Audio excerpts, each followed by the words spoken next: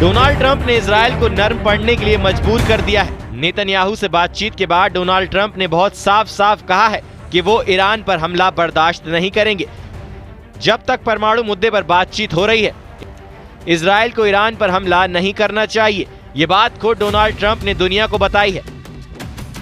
Netanyahu ने भी माना है कि ईरान पर हमले की तैयारी फेक न्यूज थी। इस खबर ने इजराइल के पूरे कैंप में खलबली मचा दी है। सिर्फ 24 घंटे में वक्त बदल गया, जज्बात बदल गए, नेतन्याहू के युद्ध वाले तेवर ठंडे पड़ गए। डोनाल्ड ट्रंप की एक फोन कॉल ने इजराइल के एक्शन प्लान पर ऐसा बम गिराया कि नेतन्याहू भूल गए कि उन्होंने ऑपरेशन तेहरान नाम का कोई सीक्रेट मिशन तैयार किया है। ट्रंप और नेतन्याहू की फोन पर हुई बहस ने इजराइल की मिलिट्री लीडरशिप में कोहराम मचा दिया है। नेतन्याहू आखिर ट्रंप से क्यों बोले वो ईरान पर हमला नहीं करेंगे? क्या ईरान से डर गया है इजराइल? नेतन्याहू ने कहा है कि ईरान पर हमले वाले ऑपरेशन की बात फेक न्यूज है, इसलिए सवाल उठ रहा है कि इजराइल किससे घबरा गया? ये ट्रंप का खौफ है या ईरान के तेवर? ट्रंप और नेतन्याहू की फोन पर हुई बहस का पूरी दुनिया को पता चल गया है।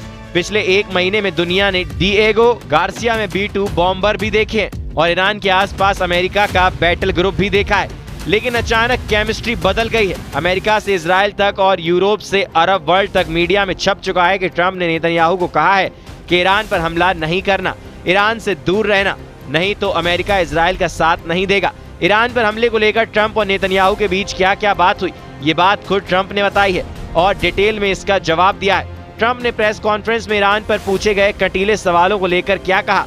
ट्रंप ने माना कि उन्होंने नेतन्याहू को वार्निंग दी। फिर प्रेस कॉन्फ्रेंस में अचानक शोर बढ़ गया और ट्रंप ने फिर से जवाब दिया और उनसे फिर काउंटर सवाल किया गया। अमेरिकी राष्ट्रपति डोनाल्ड ट्रंप का कहना है कि मैंने उन्हें कहा था, लेकिन ये चेतावनी नहीं थी। मुझे नहीं लगता कि ये सही है। हम प्रयोगशाला को उड़ा सकते हैं, लेकिन कोई भी तब लैब में नहीं होगा।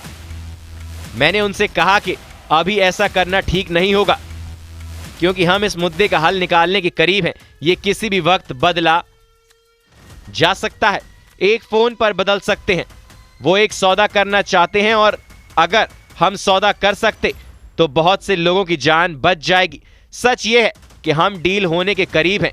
मैं इसे खराब नहीं करना चाहता। मैं आपको बता दूं, मैं उन लोगों पर ज्यादा सख्त हूं जिनके बारे में आप बात कर रहे हैं, लेकिन ये सख्ती कब करनी है आपको पता होना चाहिए। अगर मुझे लगता है कि इससे डील को नुकसान पहुंचेगा। ट्रंप और नेतन्याहू के बीच फोन पर भी जो भी बातचीत हुई उसका सारा आसान शब्दों में समझ लीजिए, क्योंकि यही ट्रंप और नेतन्याहू की बातचीत का लबो-लुबाब है। ट्रंप ने नेतन्याहू से कह दिया है कि वो अपना दिमाग ठंडा रखे, खासकर तब तक जब ईरान और अमेरिका की परमाणु मुद्दे पर बातचीत चल रही है और नतीजा 2 हफ्तों में निकल सकता है। लेकिन इजराइल के पॉलिटिकल सर्किल में इसका मैसेज कुछ और जा रहा है। सवाल उठ रहे हैं कि क्या ट्रंप और ईरान की डील ने इजराइल को ठग लिया है? ट्रंप इस वक्त सब कुछ अपनी शर्तों पर कर रहे हैं, चाहे वो टैरिफ हो, यूक्रेन हो, गाजा हो या फिर ईरान और इजराइल के बीच मंडराते युद्ध वाले बादल। ट्रंप ने बहुत साफ साफ मैसेज दे दिया है। नेतन्याहू पर ईरान के खिलाफ नर्म पड़ना ये पूरी दुनिया के लिए बहुत बड़ी खबर है, क्योंकि एक हफ्ते पहले इस बात की चर्चा शुरू हो गई थी इजराइल किसी भी वक्त ईरान पर हमला कर सकता है। इसलिए नेतन्याहू के बैकफुट पर जाने पर सवाल उठ रहे हैं। ये सवाल इसलिए क्योंकि मई के महीने में इजराइल एयरफोर्स ने अपने 3 बहुत ही खतरनाक फाइटर जेट बार बार दिखाए हैं। इजराइल का F-15 तैयार बताया गया, इजराइल का F-16 भी तैयार कर दिया गया। इजराइल को अमेरिका से मिला F-35 भी दिखाकर वार्निंग दे दी गई।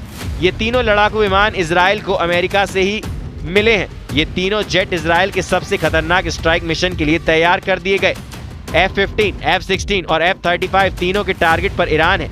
ये बात बार बार बताई गई। ईरान के परमाणु प्लांट तक यही जेट ऑपरेशन करेंगे, इसका इशारा भी दिया गया। सवाल उठने लगा कि जनवरी गुजरा, फरवरी गुजरा, मार्च गुजरा, अप्रैल भी गुजर गया। अब मई में क्या होने जा रहा है? क्या 2025 का सबसे खतरनाक पल आ चुका है?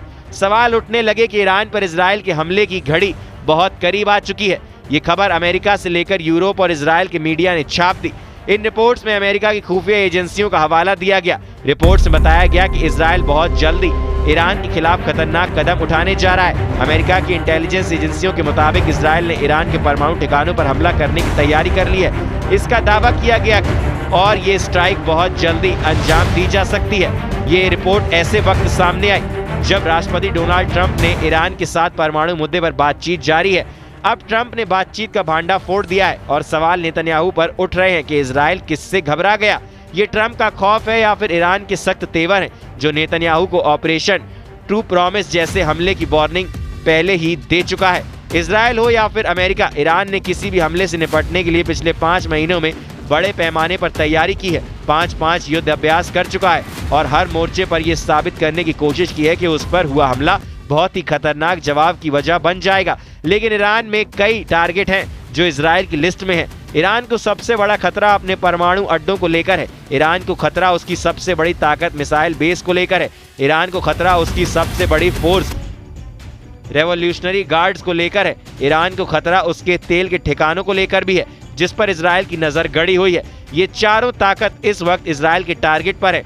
ईरान को ट्रंप से बातचीत के दौरान ही इस बात का एहसास हो गया कि नेतन्याहू कुछ बड़ा कर सकते हैं। सवाल शुरू से उठ रहे हैं कि क्या अगले 24 घंटे के अंदर ईरान और इजराइल के बीच जंगी तूफान आ सकता है। 24 घंटे के अंदर ईरान और इजराइल के बीच टक्कर नहीं, क्या बड़ी तबाही वाला युद्ध शुरू होने वाला है। इजराइल से लगातार अटैक की धमकियां आती रहीं, इसलिए ईरान के बड़े बड़े कमांडर भी एक्टिव हो गए।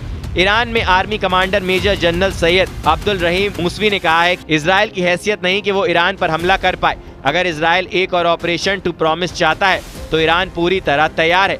इस बार ईरान इजराइल का फुल एंड फाइनल करने की बात कर रहा है। ईरान की बेचैनी उसी रिपोर्ट को लेकर है जो CIA अफसरों के हवाले से छापी गई। रिपोर्ट ये कि मई के आखिरी दिनों में इजराइल ईरान के खिलाफ कोई बड़ा कदम उठा सकता है। हालांकि अब नेतन्याहू इससे इनकार कर रहे हैं। वैसे ईरान की तैयारी को लेकर खामनेई के जनरल बता चुके हैं कि उनकी उंगली ट्रिगर पर है, बस ऑर्डर का इंतजार है। फिर चाहे सामने इजराइल हो, अमेरिका हो या फिर कोई और दुश्मन, ईरान इस वक्त इजराइल और अमेरिका से डबल फ्रंट वाले युद्ध लड़ने का इरादा कर चुका है। IRGC प्रमुख मेजर जनरल हुसैन सलामी का दावा है कि जहां से भी ईरान पर हमला होगा वो हमारे टारगेट पर होगा। हम वहां हमले करेंगे जहां से दुश्मन जुड़ा हुआ है। ईरान इस वक्त बहुत आक्रामक है और जनवरी और फरवरी में ही 5-5 से युद्ध अभ्यास करके वो बड़ा सिग्नल दे चुका है। सिग्नल इस बात का कि अब उस पर हमला हुआ तो पूरा पश्चिम एशिया जलेगा। इजराइल और अमेरिका के अड्डों को तो पूरी तरह तबाह कर दिया जाएगा। ट्रंप बेशक ईरान से डील के लिए बात कर रहे हैं, लेकिन ये भी सच है कि इजराइल को बम से लेकर बमबाज विमान देने वाला अमेरिका ही है। यही वजह है कि अमेरिका पर ईरान के यकीन का लेवल 0% है। ये बात ईरान के सुप्रीम लीडर अली खामनेई ने भी साफ साफ शब्दों में कह दी है। अमेरिकी राष्ट्रपति का कहना है कि हम गाजा और ईरान के मुद्दे पर बहुत अच्छा कर रहे हैं। मुझे लगता है कि हम कुछ साझेदारी वाले नतीजे देखेंगे। 2 तरह के नतीजे हो सकते हैं, एक साझेदारी वाला नतीजा, दूसरा हिंसक नतीजा। मुझे नहीं लगता कि कोई दूसरी तरह का नतीजा चाहता है। ट्रंप की वार्निंग के बाद इजराइल बैकफुट पर है, लेकिन ईरान चौकन्ना है। खामनेई और उनके तमाम कमांडर इजराइल की सीक्रेट ऑपरेशन को अंजाम देने वाली रणनीति बहुत अच्छी तरह समझते हैं। इसलिए ट्रंप अभी भी जो भी कहें, नेतन्याहू चाहे नर्म दिखें, लेकिन ईरान के सामने उसका परमाणु कार्यक्रम है जिसको वो हर हाल में बचाना चाहता है, फिर चाहे वो बातचीत से हो या फिर इजराइल की स्ट्राइक का जवाब देकर।